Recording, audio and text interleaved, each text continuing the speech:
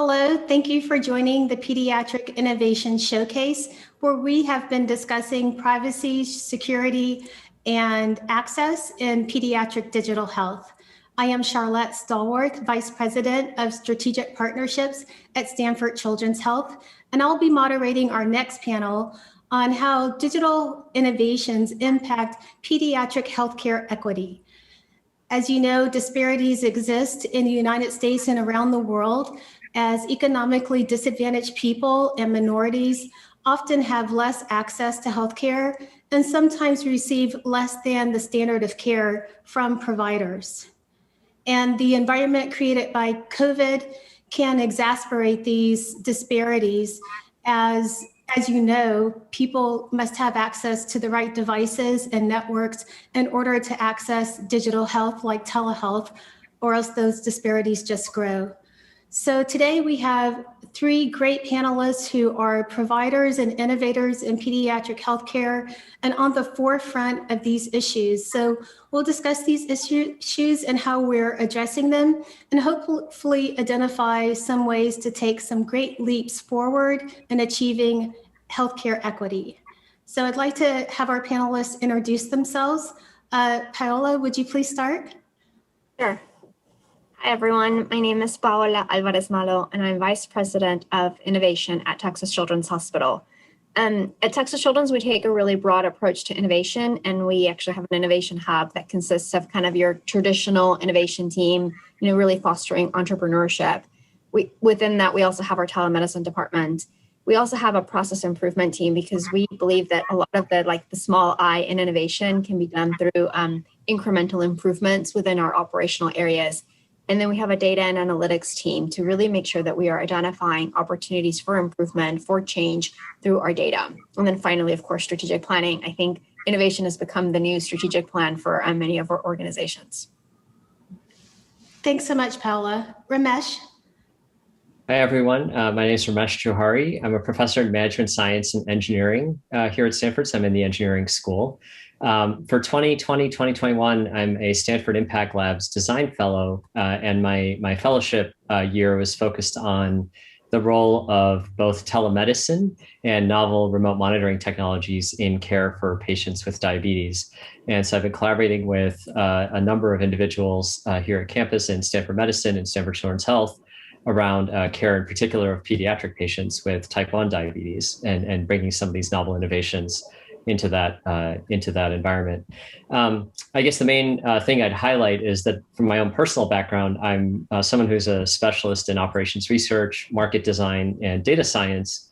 And sort of what's exciting to me in this space is really that in the best of cases, we see technology sort of as a vehicle for narrowing disparities. And when you get up close and personal with how these innovations are actually deployed, you see all the myriad obstacles that can actually be expanders of disparities. So looking forward to discussing that more with the other folks on this panel. Thanks so much, Ramesh. And we have a substitution on our panel today. Unfortunately, Dr. Mona Patel from CHLA had to depart on an emergency, but fortunately we have Dr. James Wall from Stanford here to take her place, and we are really happy to have him join the panel. James, would you introduce yourself? Yeah, thanks, Charlotte. I'm happy to step in and try and share some perspective. So my name is James Wall. I'm a pediatric surgeon here at Lucile Packard Children's Hospital. I've also been a physician entrepreneur, translating technologies from the university through FDA approval, commercialization, and patient use. And I now direct the fellowship for the Stanford Bayer Center for Biodesign, where our mission is to educate the next generation of health tech innovators. We do that in a team format, bringing together 12 postdocs a year. We give them access to the Stanford healthcare system to understand where there are unmet clinical needs, and we teach them a repeatable process of innovation where they spend multiple months on diligence, identifying opportunities, trying to match the right technology through brainstorming, and then ultimately coming up with an implementation plan that can truly get their ideas to the bedside. Thanks for having me, Charlotte. Thanks so much. We're so happy to have all three of you here to talk about these important issues. So let's discuss the issues that you and your institutions are facing in pediatric healthcare equity and what digital solutions you're using or considering using. So Paola, would you start, please? Sure. So I think everyone in the pediatric space would agree that one of our goals is to keep patients away from the hospital. We want to keep them home. We want to keep them healthy. And one of the ways that we're doing that is leveraging digital solutions or devices. So whether it be remote monitoring or applications that help with behavior or to track their symptoms. And that's really exciting. And we've already seen some important improvements. But obviously that's dependent upon the families having a device that can be connected, that the children can use, that is readily available. And so that's one of the big challenges we're facing with the organization is as we come up with more and more solutions, as we try to make the patient experience easier, leveraging technology, is how to make sure that it's not creating a further divide and more disparities within our patient population. Yeah, I mean, I think I'll pick up from there because I feel like that's such an important point. In my case, at least, just to elaborate a little bit on what I was saying earlier, I mentioned that I've been collaborating with folks in Stanford Children's Health, specifically with the Pediatric Endocrinology Clinic there. So, it's kind of interesting if you look at diabetes care, the norm would be that we review your data, like maybe 4 times a year in person. I mean, this is kind of a crazy thing to imagine. It would be like me trying to judge your cardiac health by measuring your heart rate 4 times a year, which is an amazing state of affairs. So we have this incredible opening where telemedicine combined with novel sensing technology like continuous glucose monitors can enable much higher resolution understanding of a patient's state over time. You think about pediatric patients that are dealing with type 1 diabetes. There's so many external stressors, so many changes in their lives year to year, month to month that will impact the trajectory that being able to get that kind of resolution is just an incredible opportunity. But then you come to exactly what Paola was saying, which is, well, that all sounds great, but the barriers between individuals and that opportunity are massive. And I want to stress, I think one other piece related to what she was bringing up is there's certainly the piece which is about patient access. But I also think we have a lot of self-reinforcing loops in how we care for patients that also create some of these obstacles on the provider side. So, one thing I find really interesting is that in a conversation like this hosted by Stanford Children's Health, we're probably thinking about telehealth in this medium where we have Zoom, and maybe even in a few years, we may have augmented reality. But we have to understand that for a vast majority of individuals who are dealing with this kind of chronic disease care, telehealth really just means telephone calls. And I think, if we're looking at that gradation of difference in even what it means to experience telehealth, that has to be a starting point when we think about equity, which is that, even understanding that level of heterogeneity exists right now is required so that when we're developing equitable solutions and equitable access, we're actually overcoming even these kind of very basic workflow and clinic design obstacles on the other side. So, I really resonate quite a bit with this, with the point that she was raising in terms of just the importance of thinking about where those barriers are upstream if we want to leverage and benefit from all these technological innovations. Thanks, Ramesh. And to build on that, maybe I'll comment on how we're thinking about within our mission of educating the next generation of innovators, how we're teaching them to think differently a little bit about healthcare. We were inspired by an amazing lecture about a decade ago by Andy Grove, the former founder, not former, he was the founder of Intel, who gave us a term called shift left. And what he was talking about was if hospitals are on the right, healthcare is going far away from them. And Dr. Gibbons eloquently articulated many reasons for that this morning. And so as innovators, we have to think about that opportunity and really be skating out in front of the puck in terms of trying to find those opportunities. And I'll give you a specific example.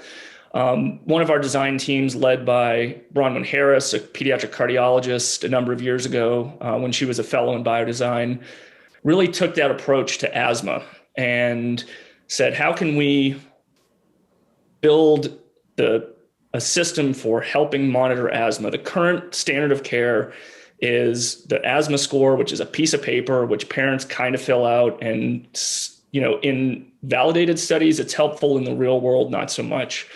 And so they really rethought about how to manage asthma at home, looking at sensor data that they can get from relatively simple physiologic measurements, putting that to the cloud, adding analytics and AI in order to understand individual patient situations. And then in terms of the equity piece, what they were able to do in their first clinical study, instead of having to have patients come to a Stanford, they were able to recruit online. They were able to get the technology by drop shipping it to anybody in the country.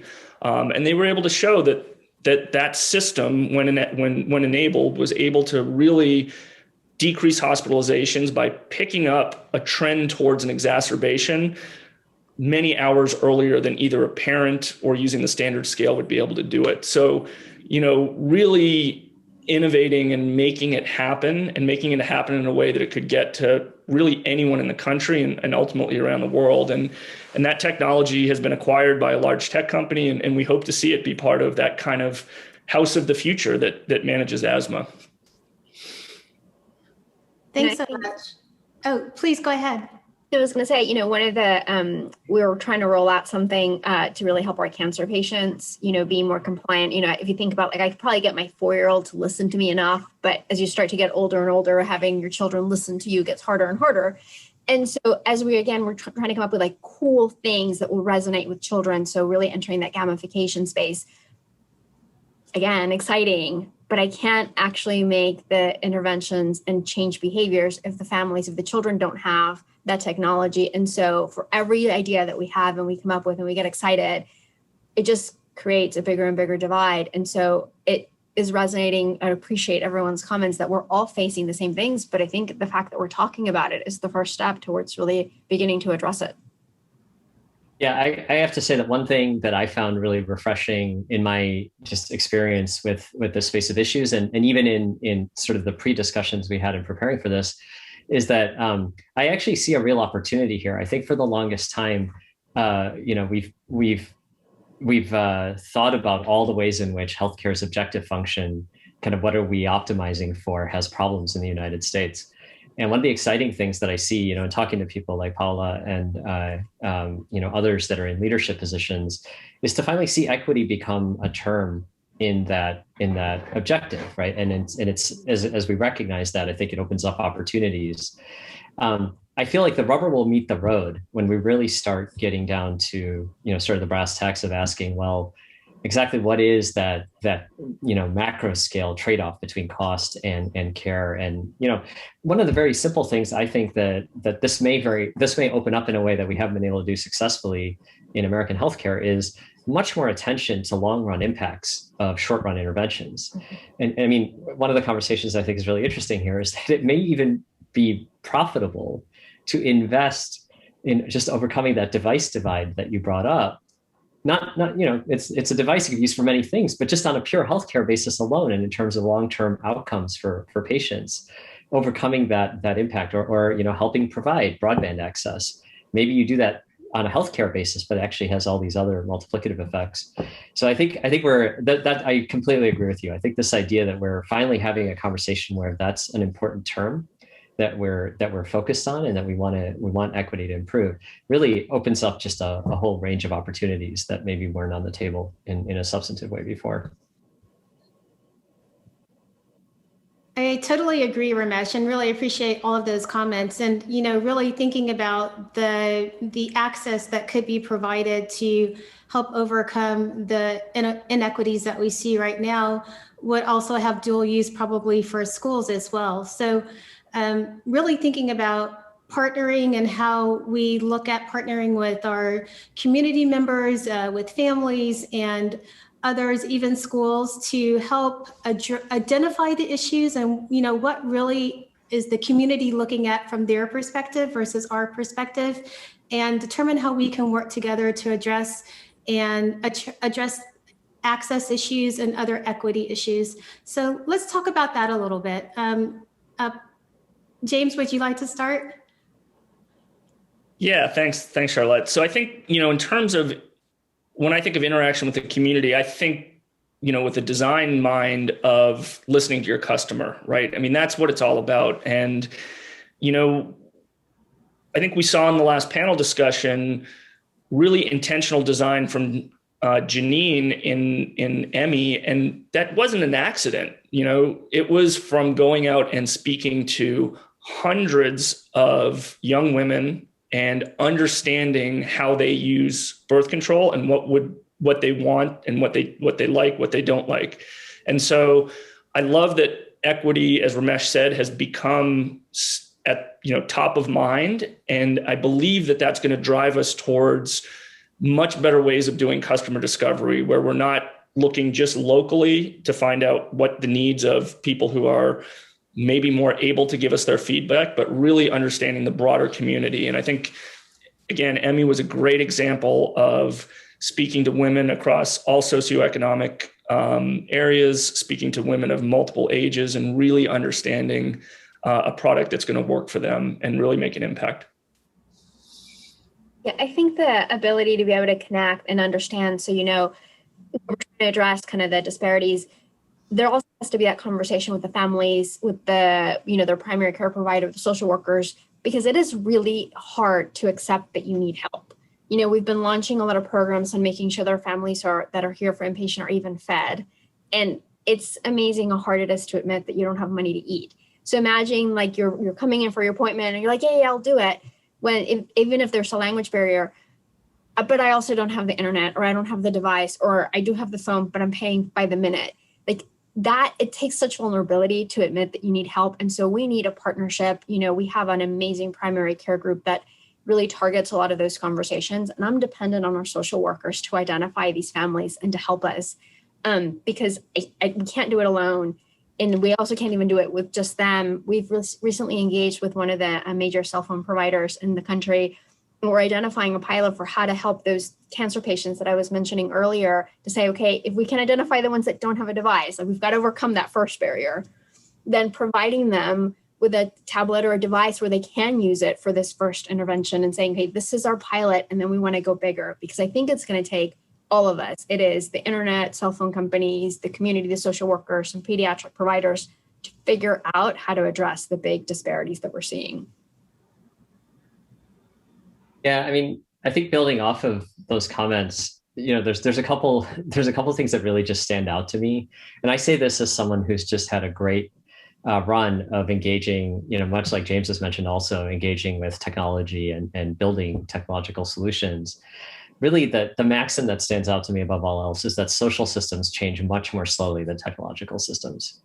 And in order for social systems to change when there's innovation, you have to start with the recognition that it initially is viewed as a cost center, and I mean that even from the perspective of a family, as Paola is saying, it's something new.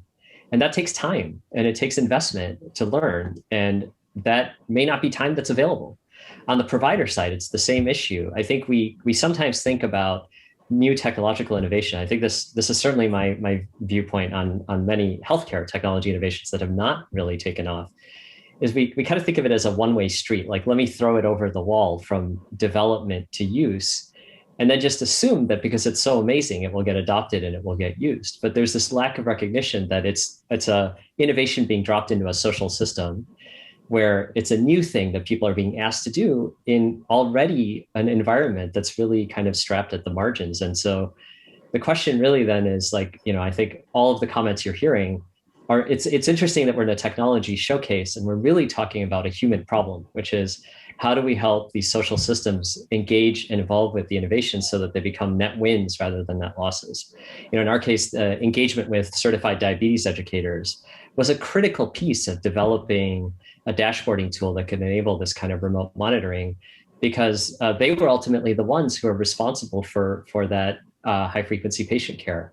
And there was nothing that was going to work without their feedback, their engagement, and their understanding of the patient population. So, I think this is such an important point that I would encourage, anyone that's focused on the technology innovation piece to recognize that it only goes as far as you're willing to engage with the human piece. I just don't see a pathway where technology makes a successful dent in these challenges without that. As we consider working with our community partners, and we consider the obstacles that we have to kind of overcome in allowing and encouraging the economically disadvantaged or minority communities to adopt these technologies, I'm thinking there are some lessons that we're seeing as COVID vaccine is launched, and you're seeing kind of a slow uptake on the side of various minority groups and these other groups who may feel some kind of hesitancy about, participating.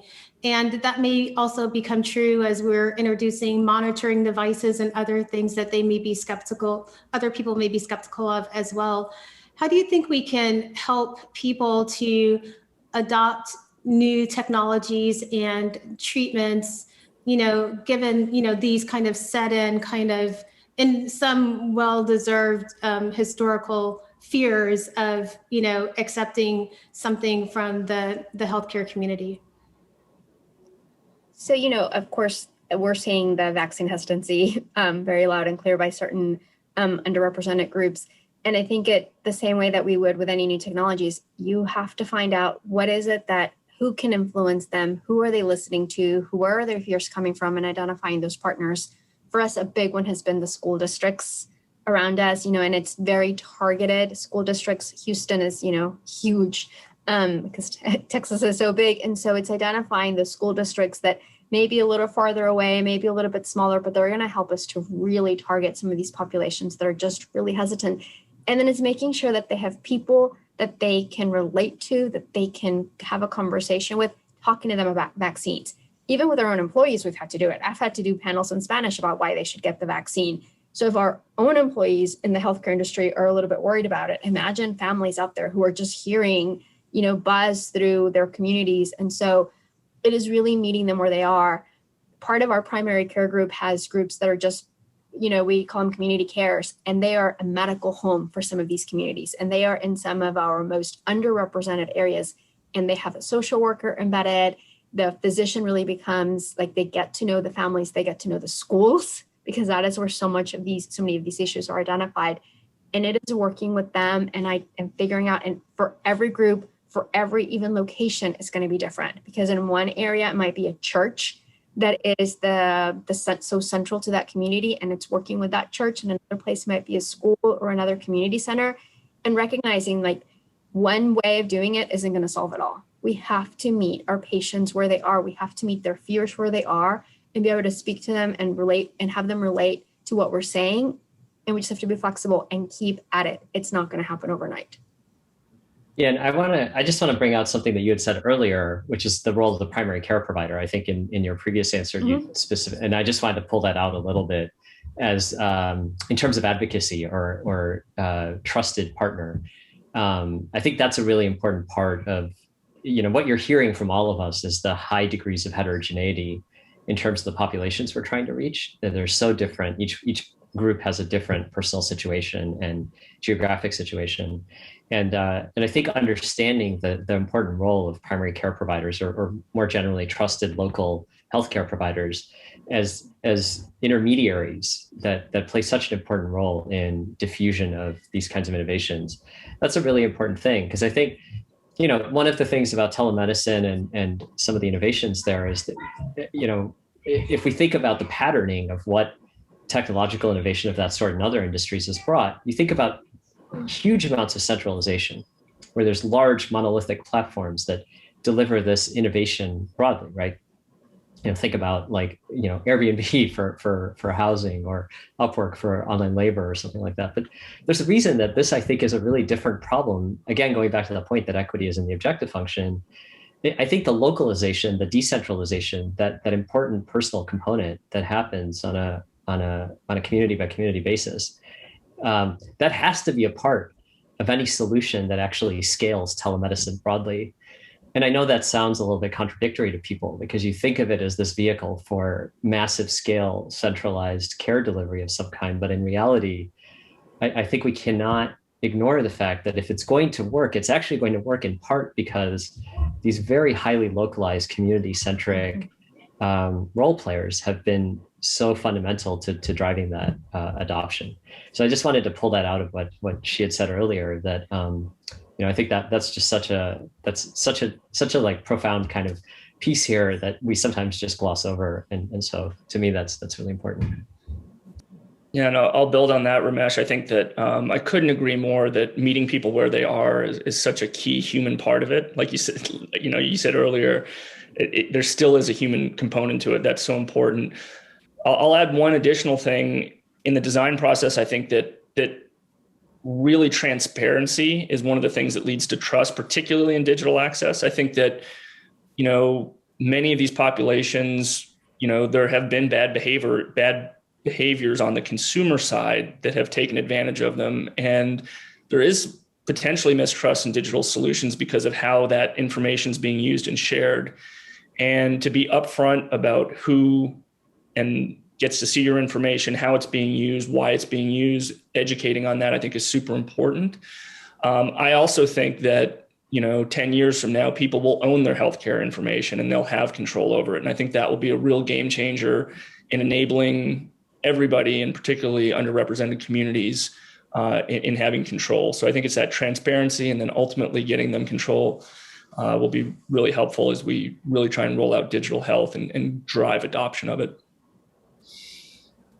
Yeah, I really, the point about data ownership is a big one. Just quickly drop in that I think that especially around some of these novel sensing technologies, whether it's activity monitors or the continuous glucose monitors I mentioned earlier, this has been a very big topic of conversation, which is that, in the end, if that's a proprietary device, it's also a proprietary data source behind it. And I do think what you said, James, moving to a model where the patient is viewed as the owner of that data, and that moves with them, that's going to be so important from a transparency perspective. So I think that's actually a very important part of the technology innovation landscape here that we have to start addressing head on. So what are some of your, aspirational goals or for digital equity in pediatric healthcare? Gosh, I mean, if you're talking aspiration, then I really want all of our patients to have access to the digital solutions that we're rolling out. I think COVID accelerated some of the implementations that we were making, at least at Texas Children's. And it's been frustrating that we have all these things that are making it so much easier for part of our patient population, but not for everybody. And I'd love to be able to bridge that, because I think ultimately it'll really also help with a lot of the language barriers, because it's so much easier to translate something, that's an app or something on an app. And I would love to just have all of our patients have the same kind of access so that we can continue to roll out innovative solutions without having to take a step back and be like, oh, but it won't work for this patient population. I think there's so much future what we can do if we can partner that human component that we keep talking about, identify what the needs are and be able to address those needs, but for everybody. You said aspiration, so my dream is for all of our patients to have that. Thanks, Paola. Yeah, I'll build. I couldn't agree more. And I think that, it's aspirational, but when you think about it, what we want people to have is access to the computing power, AI, storage. Having a portal to that is getting, incrementally less expensive, because that's all can be done elsewhere. So I do think that idea of how does everybody have access to these powerful tools in the digital space that can change the world, I think that's absolutely critical. My other aspiration is what we talked about earlier, which is ownership of healthcare information and your health record and your sensing data. I think individuals should be enabled to own it and to manage it. Yeah, I'm gonna start just by actually talking about the opposite side, so you could I could frame the aspiration, which is, well, what is a bad outcome here? And I think in my view, the bad outcome really is that we actually end up in a place where people view expansion of equity achieved through telehealth as a zero-sum game, and where efficiency is hit because we're trying to serve many different modes of care at once, and where we're not able to find ways to actually reach broader populations without giving up on something else. So my aspiration is actually really one about sort of narrative, which is that I hope people can understand that we can have our cake and eat it too in this case. What's very clear to me from the work that has been happening with the Pediatric Endocrinology Clinic, it's an incredible thing to look back at in retrospect, but it's a case where this is a program that both expanded the care capacity of the clinic in terms of the number of patients they can care for, and improved health outcomes because you're reviewing data on a much higher frequency. So generalizing from that, I guess the point, my aspirational view of this is I really hope people understand that we can address these goals and really at the same time be expanding our care frontier. That overall, exactly as Paola said, I think it's that we should be believing that those aims are achievable. There is an expansion of available care capacity that's possible through telemedicine. There's an improvement in health outcomes that's possible through telemedicine. And it's really up to us to make sure that we, put the components together in between so that that's the reality that we live in, instead of the one where we're just constantly thinking that these are efficiency drains on the system. So I'm personally very excited that's to me the most amazing thing that's happened through the telemedicine revolution. Is it's so rare in any industry to find something where you get efficiency gains and better outcomes at the same time, and that's I think where we are with the kinds of innovations that are here, if we can deploy them with sort of the sensitivity to the human component that we talked about on this panel.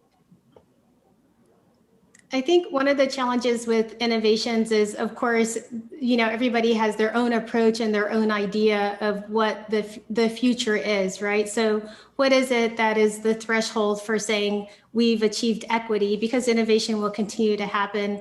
And so you could perhaps say that the majority of, considering the United States, the majority of Americans have access to a broadband network and devices that will allow them to do some level of telehealth. Maybe that's a vision, but I don't know that's a shared vision for government, for tech companies and others who are approaching this issue in a lot of different ways.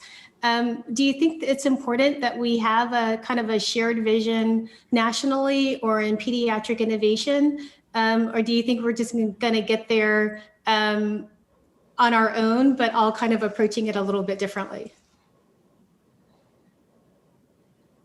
I think us having a shared vision is really important, at the very least within the pediatric space. I think because I've seen the power of the collaboration with as we come together, all the pediatric hospitals come together.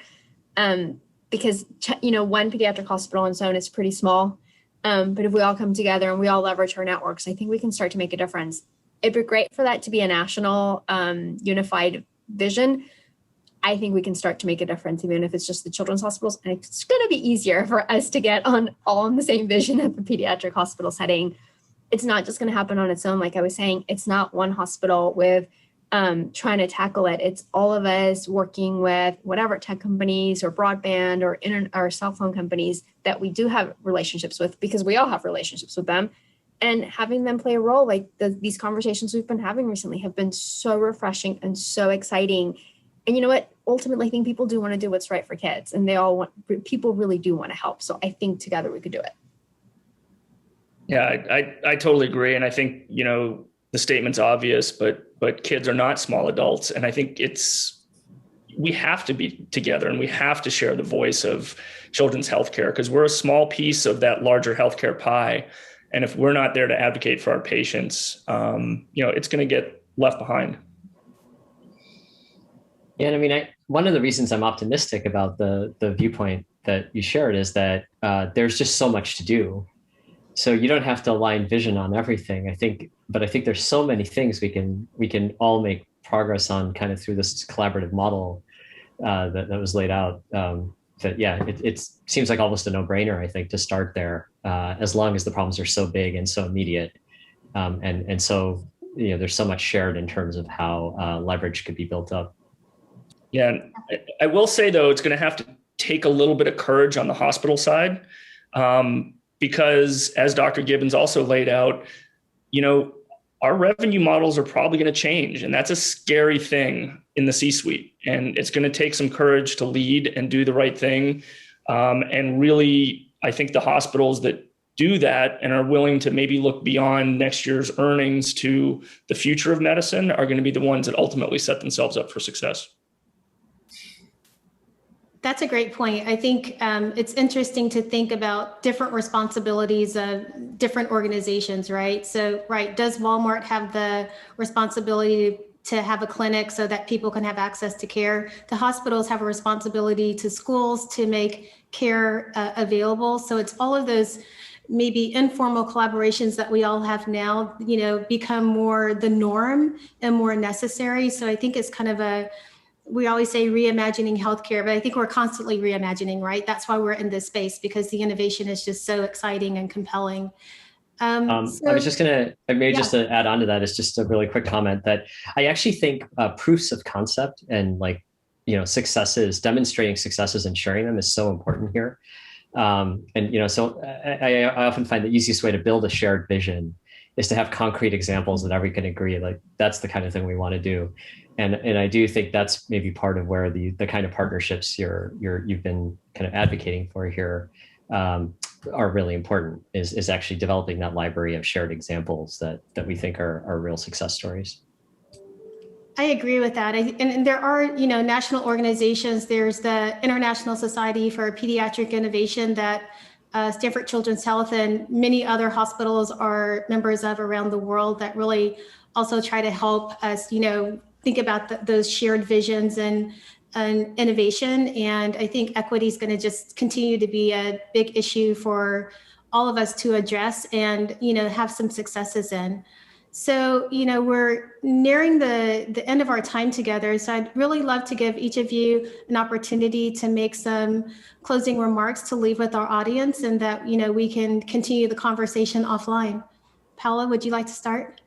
Sure. So, like I said, it's been really refreshing to even be having this conversation because I think we can build on an already strong partnership. Like James was saying before we started the conversation, Texas Children's Hospital and Stanford Children's already have a great partnership. And I think we can continue to leverage that, given that we're both worried about the exact same thing.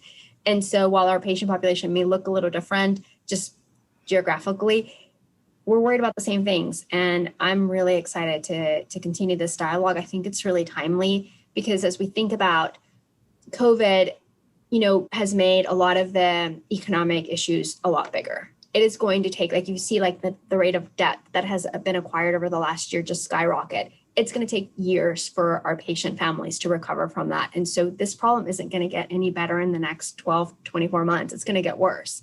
So I think it's a very timely discussion, and I look forward and I hope that Stanford Children's or anybody else is willing to partner with us on this. Thanks so much. Ramesh? I don't think I have a lot to add to what you just said. I think maybe the only thing I would reemphasize again is to encourage technologists to think of this kind of innovation as a two-way street. I think it's really important to keep the model that it's a loop. I think a lot of innovation around the introduction of AI, machine learning, data scientific techniques in healthcare has often taken that mode of let me develop, a better mousetrap and then you can use it. And to me, it's so important to emphasize that the kinds of innovations that will really be impactful for this population, for these challenges, has to absolutely involve that loop being closed and iterated on. There's maybe a different way to say this: your first solution out of the gate won't be the answer, and you're going to have to go back and tinker. Thanks so much.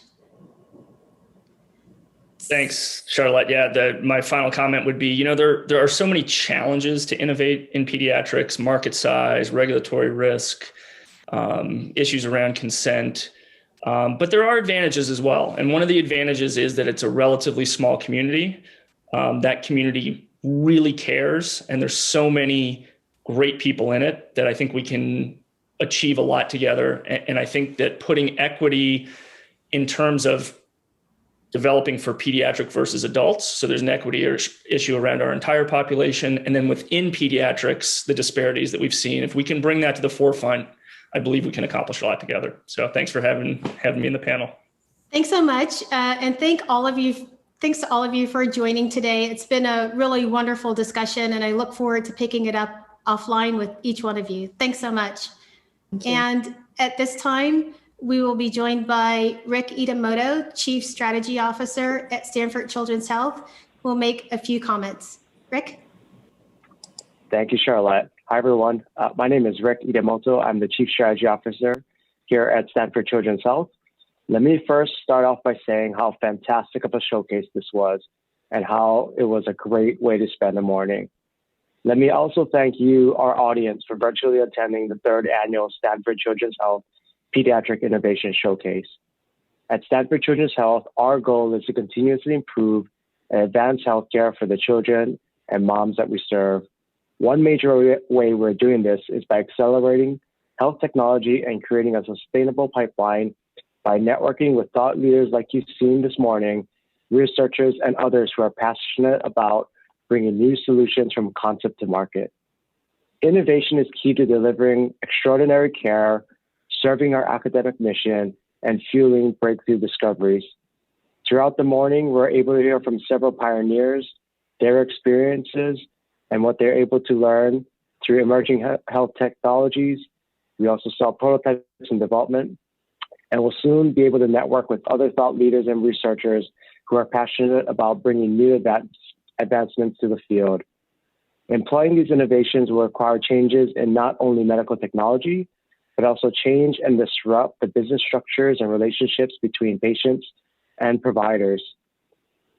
I want to give a special thank you to our keynote speaker, Dr. Chris Gibbons, for his presentation on reimagining healthcare and the impact of digital technologies to improve healthcare. I also want to thank our panel of experts and their insight for giving us a glimpse at the unique challenges as it relates to apps, monitoring devices, health privacy, as well as the equity work being done to ensure that digital access is available to everyone in pediatric healthcare. It is very clear that we must adapt and quickly. Let me finally conclude with some sincere words of thank yous. First, let me thank Dr. Lloyd Minor, Dean of the Stanford University School of Medicine. A special thank you to Charlotte Stallworth and Dr. Wall and our entire Stanford Children's Health Pediatric Innovation Showcase Committee for all their work and tremendous effort in putting this event together.